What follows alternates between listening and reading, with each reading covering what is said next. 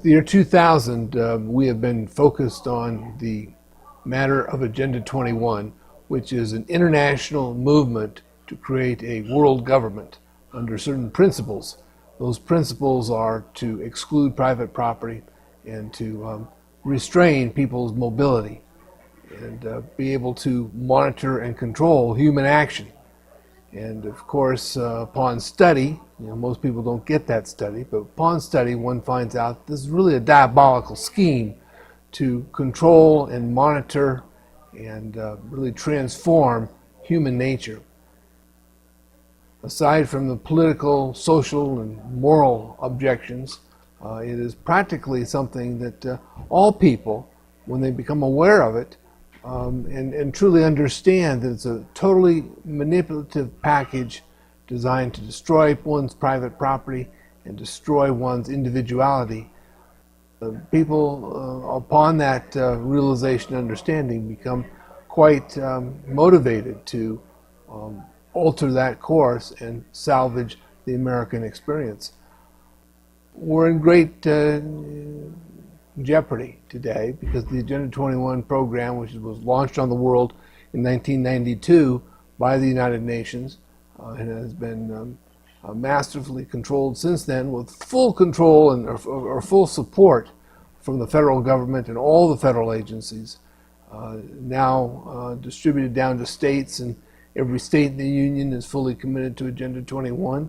And in fact, every town in America today has its own implementation of the Agenda 21 protocol. Now, many of the people who are implementing Agenda 21 would balk at that, but they don't know what Agenda 21 is. Some of them don't even know that it exists. And that puts us at great jeopardy because our leaders are truly on the wrong path as we move and march toward this system of globalization, global order, and total control over the average human being. The solution begins with people understanding what's going on. If you don't understand Agenda 21, you're not able to object to it and effectively fight against it. If every American knew what was in store, understood the real nature of Agenda 21, there'd be universal dismay, and it would vanish. But unfortunately, many organizations and both political parties are embedded with Agenda 21. Whether the activists understand that or not, it is a fact. The leaders know what they're doing, and what they're doing is corralling us into a new world system. And that system comes with a total cost of individuality and a total risk to every human being. The Agenda 21 protocol calls for an 85% reduction in human population by the end of the century. What we are dealing with is a maniacal scheme to centralize control over the world, its resources, treating human beings as simply another resource.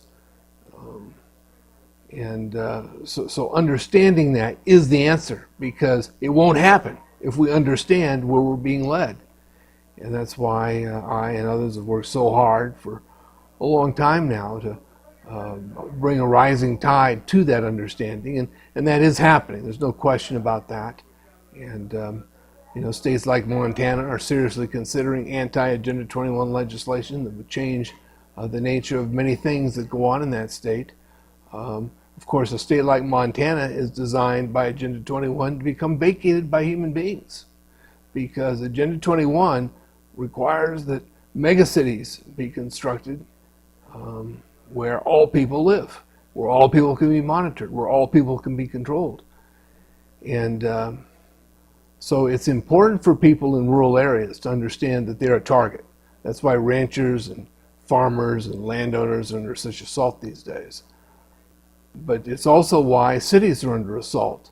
The San Francisco Bay Area, for instance, is now putting $300 billion to remake of the Bay Area, such that all people live in very narrow areas, built up rather than out, where cars are disfavored, where public transportation becomes your mode of transportation. And when people start to see the effects of this, start to understand what's really happening in our governmental process today, I think that awareness alone is going to be what's needed to reverse this course. And today, unfortunately, many Americans are afraid to hear the ugly story of Agenda 21, don't want to know because it would disrupt their life. But if we don't face up to what we're pressed against, then our children and our grandchildren, really posterity, will be doomed. And that's why those of us who do understand the effects of Agenda 21, the purpose of Agenda 21, are so committed to causing its widespread understanding. Some of the kinds of things that assist in that effort are to find politicians who understand Agenda 21 and who are open and direct in its opposition. Today, most politicians support Agenda 21, and that follows simply because both parties are essentially what's behind Agenda 21. It was George Bush who signed on to Agenda 21, George Bush Sr. in 1992. He signed America's commitment to the implementation of Agenda 21. It was Bill Clinton, the Democrat, who then infused every federal agency with the duty to implement Agenda 21.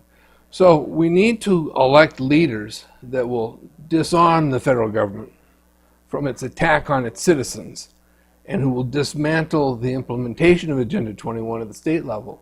But most important, I would say, is that we got to start at the bottom.